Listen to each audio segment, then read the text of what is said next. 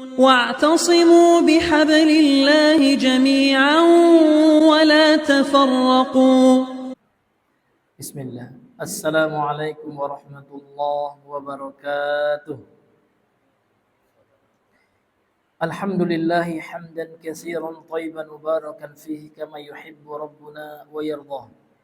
أشهد أن لا إله إلا الله وحده لا شريك له وأشهد أن محمدا عبده ورسوله صلى الله وسلم عليه وعلى آله وأصحابه وسلم تسليما كثيرا. قال الله تعالى في محكم التنزيل: يا أيها الذين آمنوا اتقوا الله حق تقاته ولا تموتن إلا وأنتم مسلمون. أما بعد. معاشر المسلمين إخواني في الدين, jamaah salat maghrib rahimani wa rahimakumullah. Kembali kita bersyukur kepada Allah Subhanahu wa taala atas seluruh nikmat yang telah Allah kurniakan kepada kita bersama, sehingga kita masih bisa melaksanakan kewajiban kita dan menjauhi larangan-larangan Allah Subhanahu wa taala. Kemudian salawat dan salam kepada Rasulullah sallallahu alaihi wasallam. Allahumma salli ala Muhammad wa ala ali Muhammad. Ma'asyiral muslimin, jamaah salat maghrib rahimani wa rahimakumullah. Kembali kita melanjutkan kajian kita, pembacaan kitab Syarhul Usulis Salasah yang disyarah oleh Syekh Shalih Al-Fauzan hafizahullah taala wa ra'ah. Yang mana pada pertemuan yang sebelumnya kita masih pada muqaddimatul muallif, pendahuluan dari penulis kitab, yang disyarah, dijelaskan pendahuluan ini oleh Syekh Shalih Al-Fauzan, yang mana di kitab kita di PDF yang sudah ada di grup ya, masih pada halaman 11.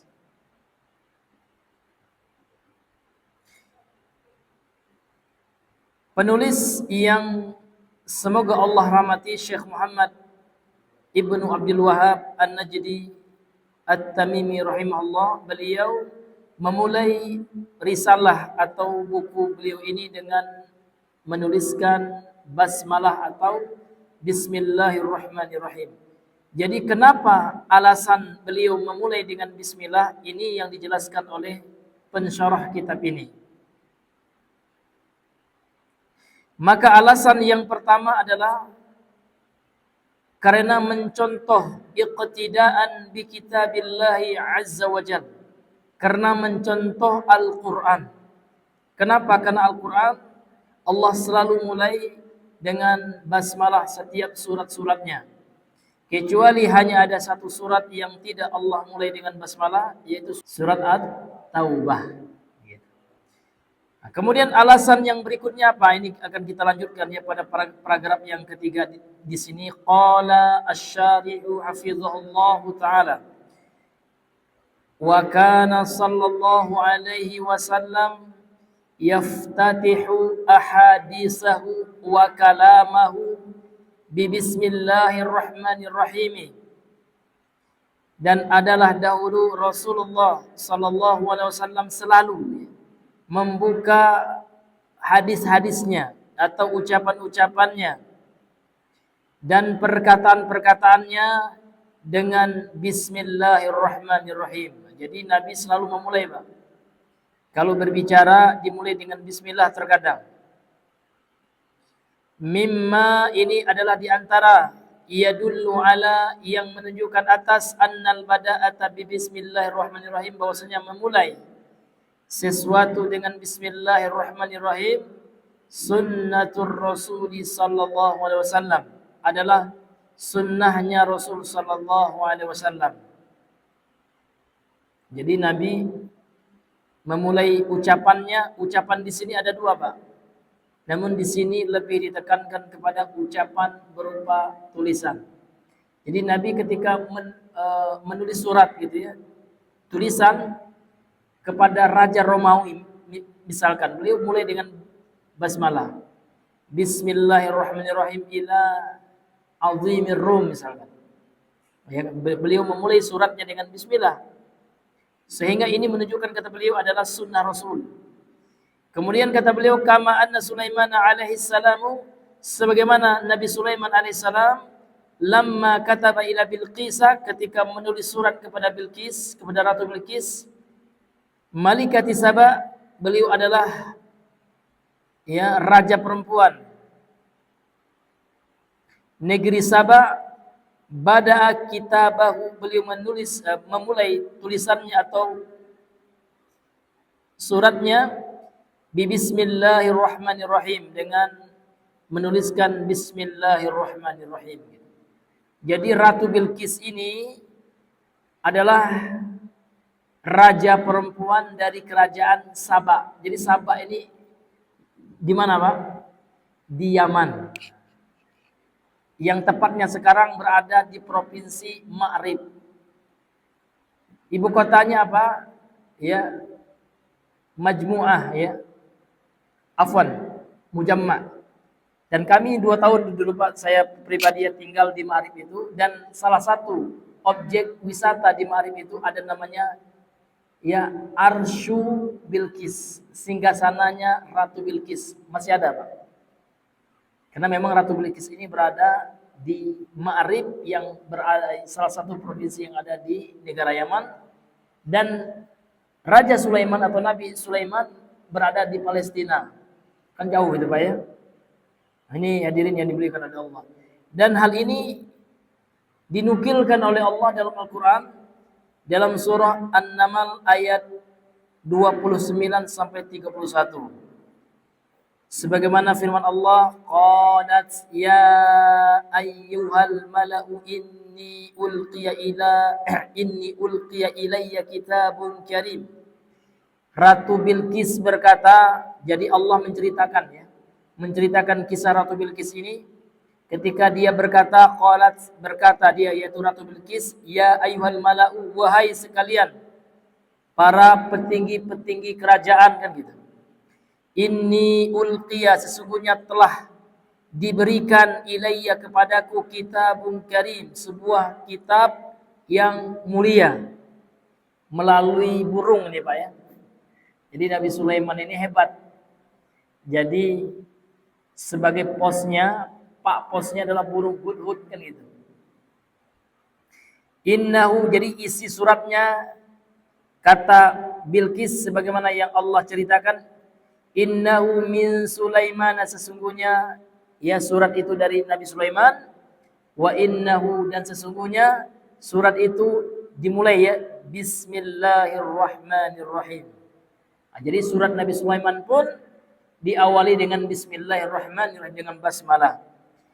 Allah ta'lu alayya, jadi isi suratnya itulah, janganlah kalian itu menganggap tinggi, meninggikan diri ya, atasku, ya. Wa'tuni, dan temuilah aku, datanglah kepadaku, muslimin, dalam keadaan berserah diri. Artinya menyerah, gitu. Jadi Nabi Sulaiman mengajak kerajaan Ratu Bilqis ini untuk menyerahkan diri kepada beliau, masuk Islam, kan gitu. Ini, Pak, kalau dalam istilah fikih jihad ya qalab. Jadi jihad itu ada 2, Pak, ya. Jadi jihad yang kita menginvasi ya, yang menyerang, itu ada, Pak. Itu namanya jihad tolab. Tolab itu artinya kita yang meminta, jihad, kan gitu. Yang kedua ada namanya jihad difa', itulah yang dirasakan oleh saudara kita di Palestina. Jihad difa' ini, Pak, membela diri. Ya, jihad yang sifatnya membela diri atau defensif, gitu ya. Jadi musuh datang ke negerinya, ingin membunuhnya, mengambil hak-hak negeri itu, maka ketika penduduk negeri itu membela dirinya, mempertahankan negaranya, itu termasuk jihad. Jadi Nabi Sulaiman menginvasi karena sudah kuat, ya kan, punya kekuatan militer, gitu ya. Ini juga jihad juga itu. Dan tentu tentara Nabi Sulaiman ini tidak ada bandingannya, para ikhwan sekalian. Karena tentaranya dari jin, ya. Ya, jin itu tunduk di bawah kekuasaan Nabi Sulaiman. Ini hadirin yang dimuliakan oleh Allah. Dan Nabi Sulaiman pun punya kendaraan yang tidak bisa ditandingi oleh manusia. Angin, itu termasuk mukjizat beliau. Jadi beliau bisa melakukan transportasi itu dengan angin, Pak. Ya kan? Nah, beda dengan kita sekarang. Nah, sehingganya Nabi Sulaiman itu nabi sekaligus raja dan tidak tertandingi memang.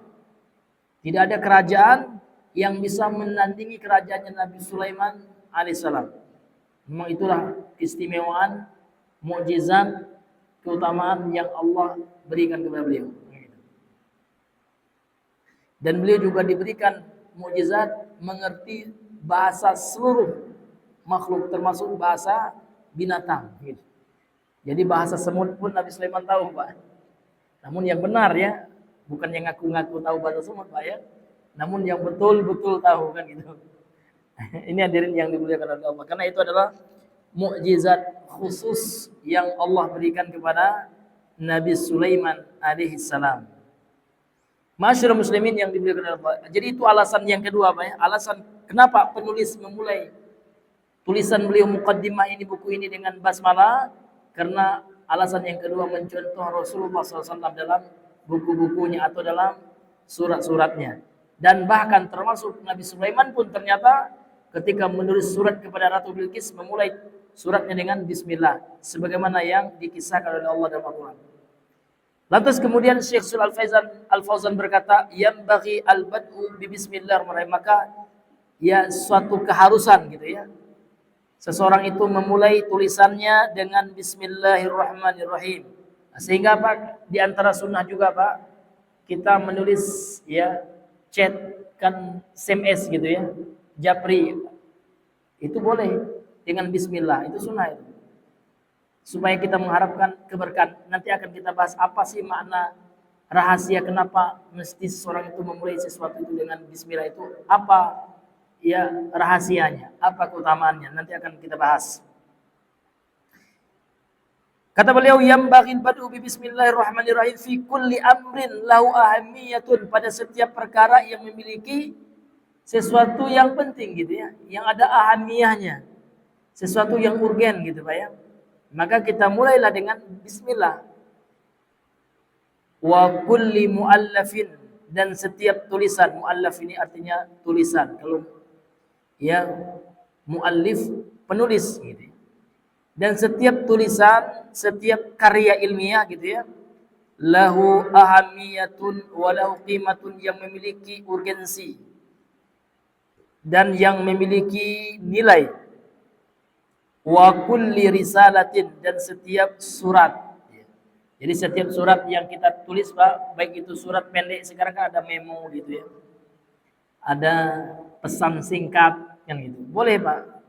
Sunnah hukumnya kita ya mulai dengan bismillah Pak, kita awali dengan bismillah. Kalau dengan salam bagaimana, boleh juga gitu. Karena kita memang diperintahkan juga untuk menyebarkan salam. Jadi salam itu Pak ada yang sifatnya langsung, dan termasuk menyampaikan salam atau menyebarkan salam itu Pak dengan tulisan. Itu sunnah juga. Jadi kedua-duanya betul. Kalau ada teman kita ngirim SMS dengan bismillah Pak gitu kan, atau dengan salam, kedua-duanya memiliki dalil kan gitu. Kedua-duanya merupakan sunnah, dan salam itu luar biasa juga Pak. Bahkan dalam hadis sahih Muslim ya, Rasul menyampaikan terkait tentang salam ini. Kata Nabi sallallahu alaihi wasallam, "Ala adullukum ala syai'in." Maukah engkau wahai sahabatku, kata Rasulullah, aku tunjukkan sesuatu, idza fa'altumuhu, kalau kalian amalkan, tahabbabtum. Tahabbabtum, kalian akan saling mencintai. Maka sahabat mengatakan, iya, bala. Iya Rasul, tentu gitu kan. Maka Nabi mengatakan, afsyus salama bainakum. Sebarkanlah salam di antara kalian. Dalam riwayat yang lain, dalam Sahih Al-Bukhari, sampaikanlah salam itu kepada orang yang kalian kenal dan yang tidak kalian kenal. Jadi salam itu Pak tidak hanya assalamualaikum gitu ya. Tidak hanya kepada siapa? Tidak hanya kepada orang yang kita kenal. Namun salam juga kepada orang yang kita kenal selama kita meyakini atau menganggap dia seorang muslim. Tapi kalau kita lihat orang itu sudah bawa salib gitu ya, jangan gitu ya. Jangan kita memulai salam. Ini masyaallah muslimin yang dimuliakan oleh Allah. Dan di antara tanda-tanda hari kiamat Pak, ini sebutkan juga dalam hadis ya. Orang di akhir zaman akan memberikan salam kepada orang muslim temannya saja atau yang dia kenal saja. Sementara orang muslim yang lain padahal tahu dia ciri-cirinya pakai jenggot juga, dia pakai peci gitu kan. Nah, karena enggak alasan tidak kenal, segan dia. Tidak mau dia mengucapkan salam. Nah, ini diantara ciri-ciri hari kiamat. Maka dalam istilah agama kita Pak, salam itu ucapan dan tulisan.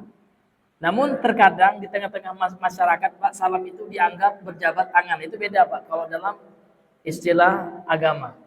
Kalau salam dalam istilah agama itu adalah ucapan atau tulisan Assalamualaikum warahmatullahi wabarakatuh. Adapun berjabat tangan, ini kalau dalam istilah agamanya adalah musafahah. Bayang, musafahah itu berjabat tangan. Namun kalau dalam bahasa kita itu sudah dianggap bersalam itu jabat tangan gitu. Nah, ini mungkin istilah-istilah ini kita populerkan Pak. Ya, sehingga kita tidak keliru di dalam penggunaan bahasa karena ini terkait dengan bahasa kan gitu. Demikian juga sebagian masyarakat kita menganggap orang yang tidak boleh kita nikahi dengan istilah muhrim. Nah, sebenarnya itu kurang cocok karena muhrim itu sendiri secara bahasa artinya adalah orang yang telah atau sedang berpakaian ihram.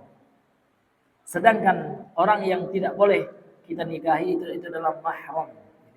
Baik itu karena nasab, faktor keturunan atau karena faktor pernikahan. Contoh ipar. Ipar itu tidak boleh kita nikahi. Dia mahram karena pernikahan, namun bukan mahram karena keturunan yang membolehkan untuk berjabat tangan, ikhtilat berdoa tentu tidak diperbolehkan. Masyarul muslimin yang dimuliakan oleh Allah Subhanahu wa taala. Kita kembali kepada pembahasan kita. Syekh Shalih Al-Fauzan melanjutkan wa ala hadza falladzina la yabda'una muallafatihim wa rasailahum bi bismillahirrahmanirrahim haula'i taraku sunnatan nabawiyyata wal iqtida'a bi kitabillahi azza wa jalla. Dan berdasarkan paparan yang telah dijelaskan tadi Pak, maka orang-orang yang tidak memulai tulisan-tulisan mereka dan surat-surat mereka dengan menulis bismillahirrahmanirrahim, maka mereka telah meninggalkan sunnah Nabi dan telah meninggalkan mencontoh Al-Quran, ya, kitab Allah Azza wa Jalla. Namun ini hukumnya tidak sampai kepada wajib. Ingat Pak ya. Namun walaupun dia sunnah, kalau kita tinggalkan kita rugi Pak. Meninggalkan perkara sunnah dalam pengertian fikih ya, karena sunnah dalam istilah ilmu fikih lawan dari wajib. Kalau kita tinggalkan memang tidak berdosa, namun kita merugi gitu ya. Ini hadirin yang dimuliakan oleh Allah Subhanahu wa taala. Wa rubbama bisababi dzalika anna kutubahum, dan terkadang kata beliau disebabkan tidak menulis atau tidak memulai sebuah buku atau penulisan buku dengan bismillah ya, dan menulis surat dengan bismillah menyebabkan apa Pak? Laisa fiha barakatun, menyebabkan hilangnya keberkahan. Walaisa fiha faidatun, sehingga hilang pula faidah yang akan didapatkan dalam buku itu. Karena kalau seandainya berkahnya hilang, tentu bukunya dikhawatirkan tidak mendatangkan manfaat dan faidah. Dan disinilah Pak keutamaan ya, pentingnya seseorang menuliskan bismillah pada tulisan-tulisannya, termasuk buku yang dia tulis. Ini hadirin yang Allah muliakan. Lianna idza khallat min bismillahirrahmanirrahim, karena kalau seandainya tulisan-tulisan atau buku-buku itu ya tidak ada bismillahirrahmanirrahim di dalamnya, fa innaha manzu'atul faidati, maka ya akan tercabut faidah dari tulisan yang tidak dimulai dengan bismillahirrahmanirrahim itu. Ini pentingnya Pak. Nah, sekarang pertanyaan kata Syekh Shalih Al-Fauzan, limadza taraku bismillahirrahmanirrahim? Kenapa sebagian orang atau mereka gitu ya meninggalkan alias tidak menulis bismillahirrahmanirrahim. Itu kenapa? Innama tarakuha li'annaha sunnah. Sesungguhnya banyak orang yang meninggalkan tidak menulis bismillah itu Pak, menganggap itu hanya sunnah kan gitu. Nah, sehingga banyak orang menyepelekan Pak. Itu kan sunnah kan tidak berdosa juga kalau kita tidak tinggalkan, kalau kita tidak lakukannya kan seperti itu. Wahum yanfiruna minas sunnah, dan mereka ya lari dari sunnah kan gitu. Au yuqalliduna, atau mereka mengikuti taklid ya kepada man yanfiru minas sunnah, bagi orang yang lari atau tidak mengamalkan sunnah. Fayambaghi tanabbuhu limithli hadza, maka hendaknya orang yang menulis buku, menulis surat, hendaknya memperhatikan perkara yang seperti ini. Nah, sekarang apa sih kandungan dari kata bismillah itu, Pak? Kata beliau, fa makna bismillahirrahmanirrahim, maka makna bismillahirrahmanirrahim yang pertama maknanya Pak kembali kepada ya makna secara bahasa. Jadi bismillah itu Pak didahului oleh huruf bi. Ini dalam bahasa Arab, dalam ilmu nahwu dikenal dengan istilah harful jar. Huruf jar. Namun dia memiliki makna. Dan termasuk juga ke dalam al-huruf al-ma'ani. Huruf yang memiliki makna. Apa makna huruf ba itu Pak? Bi itu kan. Nah, di antara maknanya adalah lil isti'anah. Apa isti'anah itu artinya? Dalam rangka memohon pertolongan. Sehingga dapat dipahami bahwasanya setiap kita mengucapkan bismillah secara tidak langsung, Pak. Ketika kita membaca bismillah, hati kita langsung terkoneksi kepada Allah. Ketika itu kita memohon pertolongan kepada Allah. Contoh, mau makan Pak ya, baca bismillah. Bagaimana hati kita Pak? Ketika kita baca Pak, dalam hati kita, mohon kita mudah-mudahan Allah berikan keberkahan nasi yang kita makan, lauk yang kita konsumsi, makanan yang kita santap. Sehingga makan itu memberikan kepada kita keberkahan. Karena kalau seandainya makan itu berkah Pak, akan membantu kita dalam melaksanakan ketaatan kepada Allah. Tidak membuat kita malas dalam melakukan ibadah.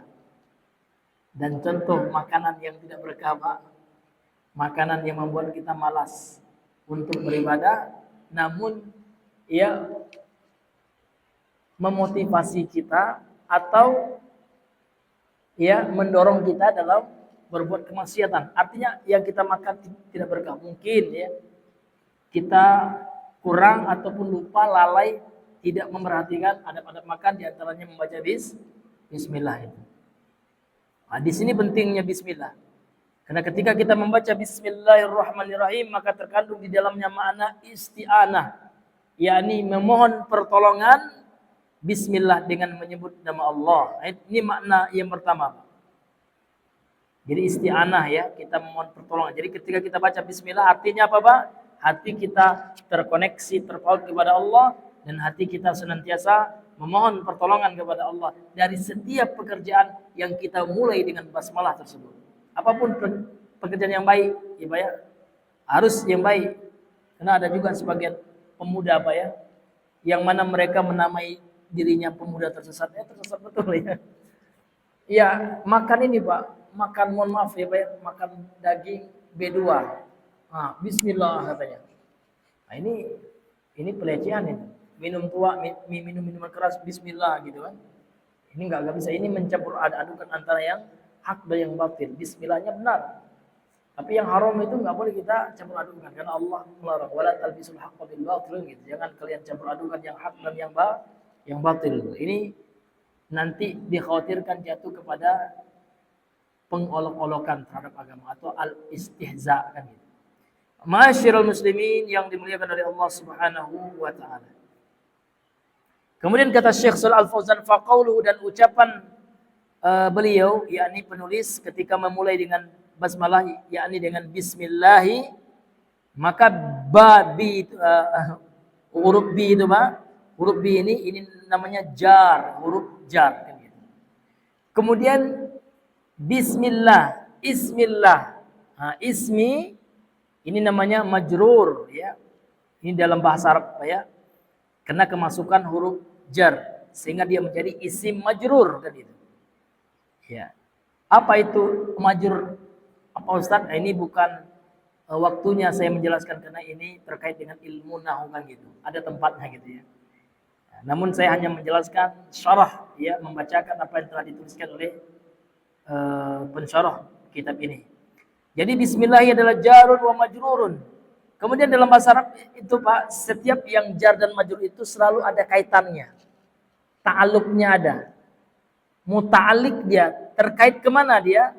Muta'alliqum bimahzuf, dengan sesuatu yang dihapus dan takdirnya atau sesuatu yang dihapus itu ya kalau ditulis yang mana tulisannya adalah asta'inu bismillahirrahmanirrahim. Maksudnya apa nih Pak? Maksudnya sebenarnya Pak, ketika kita membaca bismillahirrahmanirrahim itu Pak, ada sesuatu yang tidak kita ucapkan namun kita yakini. Apa itu? Asta'inu billah. Asta'inu, saya memohon pertolongan, baru bismillah dengan menyebut nama Allah yang Maha Pengasih lagi Maha Penyayang. Jadi ada fi'il ya yang dihapus namun ya maknanya tidak dihapus ya. Lafaznya dihapus. Itulah ketentuan dalam bahasa Arab, terkadang seperti itu. Nah, ini makna bismillah yang pertama. Jadi ketika kita membaca bismillah itu Pak, maka hati kita memohon pertolongan kepada itu intinya. Kemudian makna yang kedua adalah tabarruk. Jadi ketika kita mengucapkan bismillah, maka hati kita mengharapkan keberkahan dari Allah. Ya, kita mengharapkan Allah memberkahi, kita memohon Allah memberkahi setiap pekerjaan kita yang kita mulai dengan basmalah tersebut. Inilah yang dikatakan oleh penulis atau abtadi'u, saya memulai bismillahirrahmanirrahim dengan menyebut nama Allah yang Maha Pengasih lagi Maha Penyayang, tabarrukan biha, dan dalam rangka untuk mengambil keberkahan dengan bismillah itu.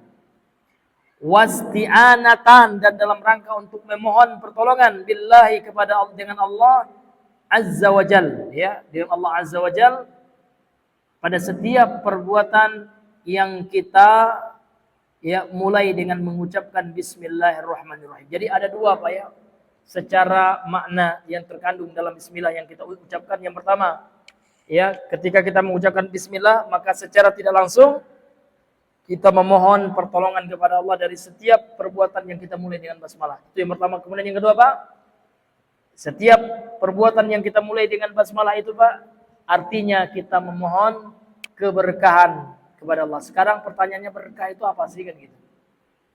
Jadi berkah itu Pak, arti berkah itu adalah ziyadatul khair gitu. Bertambahnya kebaikan pada sesuatu yang diberkahi itu. Jadi sesuatu yang diberkahi itu Pak ada kebaikannya. Dan kebaikan di sini adalah kebaikan dari kacamata syariat atau agama. Karena boleh jadi baik di mata manusia, tidak baik di mata agama. Contoh, di mata manusia yang penting dapat uang banyak kan baik itu kan. Nah, namun di mata syariat tergantung bagaimana sumber pendapatannya dan untuk apa pendapatan itu dipergunakan. Kalau seandainya sumbernya haram walaupun banyak gitu ya, dan walaupun dipergunakan untuk yang halal, kalau sumbernya haram tetap haram Pak. Kemudian yang kedua, kalau seandainya sumbernya halal namun dipergunakan untuk yang haram maka juga haram. Maka ada dua yang mesti kita perhatikan dari sumber pendapatan kita, dari uang kita. Yang pertama, sumber uang itu dari yang mana? Halal atau yang haram? Kemudian yang kedua, penggunaannya. Untuk yang halal atau yang haram. Ini hadirin yang dibilang. Maka harta yang dikatakan berkah, harta yang dikatakan barokah kalau seandainya harta itu didapati dari sumber yang halal. Itu sudah ya Pak ya, memenuhi persyaratan berkah yang pertama. Kemudian yang kedua, digunakan untuk perkara yang halal pula. Ini ma'asyiral muslimin yang dimuliakan oleh Allah Subhanahu wa taala. Kemudian umur kita, kapan kita tahu umur kita berkah? Kalau kita habiskan detik-detik dari usia kita. Karena usia kita Pak, secara nominal bertambah, namun secara jatah berkurang kan gitu. Mungkin sekarang ada usia 40, 35, 36, 20, 25 gitu ya. Secara nominal angkanya bertambah. Namun secara ya kelayakan kita untuk hidup di dunia ini tentu batasan umur kita berkurang gitu Pak ya.